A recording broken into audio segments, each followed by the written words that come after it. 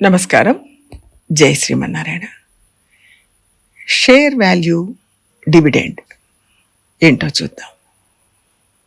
ఒక కంపెనీలో పెట్టుబడి పెట్టారు. అది ఉత్పత్తిని పెంచుతుంది, అమ్మకాలను పెంచుతుంది, లాభాలను సంపాదించి పెడుతుంది. కంపెనీలో అందరూ కలిసి కష్టపడతారు. దానికి ఎంత ప్రతిఫలం వచ్చింది అని లెక్కలు చూసుకుంటారు. ఎవరు పెట్టుబడి పెట్టారో వాళ్ళ లెక్కలు చూసుకుంటారు. నేను పెట్టిన పెట్టుబడికి ప్రతిఫలం ఎంత ఇస్తున్నారు అని పెట్టుబడి పెట్టిన వాళ్ళు అడుగుతారు. ఆ ప్రతిఫలం రెండు రకాలుగా ఉంటాయి. ఒకటి, పెట్టుబడి పెరిగిందా అంటే దాని వాల్యూ పెరిగిందా అనేది ఒకటి. అలాగే పెరిగిన సొమ్మును కూడా మళ్ళీ పెట్టుబడిగా మార్చాలని చూస్తారు. రెండవది, ప్రతి సంవత్సరం డివిడెండ్ వస్తుందా అంటారు. ప్రతి సంవత్సరం పెట్టుబడి మీద డివిడెండ్ రావాలి. ఈ రెండు వస్తున్నాయంటే చాలదు, అందులో ఆ ఇండస్ట్రీకి ఎంత పర్సెంట్ ఇవ్వాలి అని అడుగుతారు. దానికి బడ్జెట్ వేస్తారు. దాని ప్రకారం నడుస్తుందా లేదా అని చూస్తారు. ఇదంతా మనకు కాస్త కూస్త తెలుసు.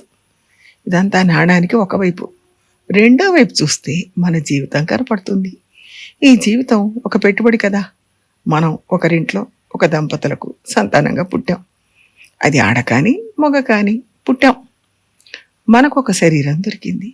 మనం ఈ శరీరాన్ని పెట్టుకొని ఎన్నో పనులు చేయొచ్చు. అందుకే ఈ జన్మ మనకు ఒక పెట్టుబడి. డబ్బులు పెట్టుబడిగా పెట్టి ఎన్నో సాధించవచ్చు. కానీ డబ్బుంటే చాలదు, దానికి కష్టపడేవాళ్ళు కావాలి. ఈ రోజుల్లో మెషిన్తో చాలా పనులు చేయిస్తున్నాం అంటారు, కానీ మెషిన్ నడిపే మనిషి కూడా కావాలి. అలాగే మన శరీరంతో, మన తెలివితేటలతో మనం పని చేయొచ్చు. ఇవన్నీ మనకు పెట్టుబడులే. అందుకని ఈ జీవితం ఒక పెట్టుబడి. ఈ పెట్టుబడికి రిటర్న్ వచ్చిందా? అది ఏ రూపంలో వచ్చింది? దానికి లాభం ఎంత వచ్చింది? డబ్బు పెట్టుబడిగా పెట్టినప్పుడు దాని పెరుగుదల రెండు రకాలుగా ఉంటాయని చూసాం. అంటే ఒకటి, షేర్ వాల్యూ పెరగాలి. రెండు, ప్రతి సంవత్సరం డివిడెండ్ కావాలి. దీన్ని రిటర్న్ ఆఫ్ ఇన్వెస్ట్మెంట్ అంటారు. మనం అనేక జన్మలు ఎత్తాం. మెల్లమెల్లగా ఆత్మ వాల్యూ పెరిగితే అదే నిజమైన పెట్టుబడి. శరీరం అనేది అప్పుడప్పుడు మారుతూ ఉంటుంది, ఆత్మ మారదు, నిత్యం.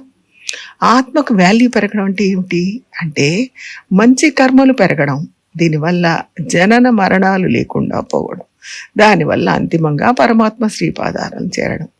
అదే ఆత్మకు వాల్యూ పెరగడం అంటారు. అయితే ఒక్కొక్క జన్మలో దీని పర్సెంట్ పెరుగుతుందా, పాపం తగ్గుతుందా ఎలా తెలుస్తుంది? కంపెనీ అంటే ఇంత పర్సెంటేజ్ వచ్చింది అంటారు, బడ్జెట్ వేస్తారు, తెలిసిపోతుంది. గత సంవత్సరం ఎంత వచ్చింది, ఈ సంవత్సరం ఎంత వచ్చింది అని పోల్చి చూడొచ్చు.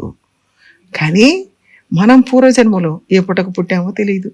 తెలిస్తే దాని ఫలితం ఇంత అని చెప్పొచ్చు, కానీ అది మనకు తెలియదు. కాబట్టి శాస్త్రాల్లో ఏం చెప్పారని చూడాలి.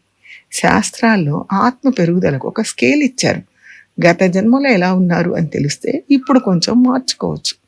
అది తెలియదు కాబట్టి శాస్త్రాన్ని ఆధారం చేసుకొని లెక్క కట్టాలి. ఆత్మకు వాల్యూ పెరగాలి, అది ఈ జన్మలోనే పెరగాలి. ఎకనామిక్ గ్రోత్ ఉందా, స్పిరిచువల్ గ్రోత్ ఉందా, ఇవన్నీ డివిడెండ్.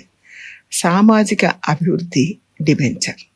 అంటే ఆధ్యాత్మికంగా అభివృద్ధి చెందుతున్నామా, సంప్రదాయాన్ని పాటిస్తున్నామా, సమాజానికి ఉపయోగపడుతున్నామా, ఇవన్నీ ఈ జన్మలో దొరుకుతున్న డివిడెండ్స్.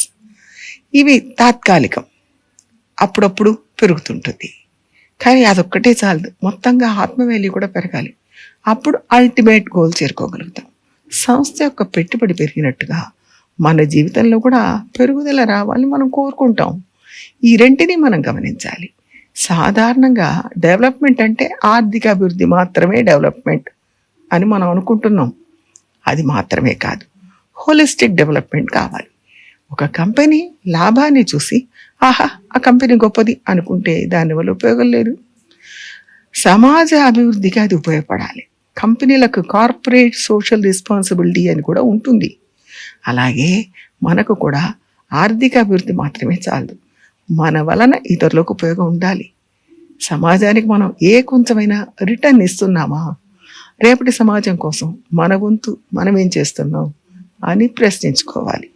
ఈ విధంగా ఆత్మ వాల్యూ పెరగాలి. ఈ జన్మలో అభివృద్ధి సాధించాలి.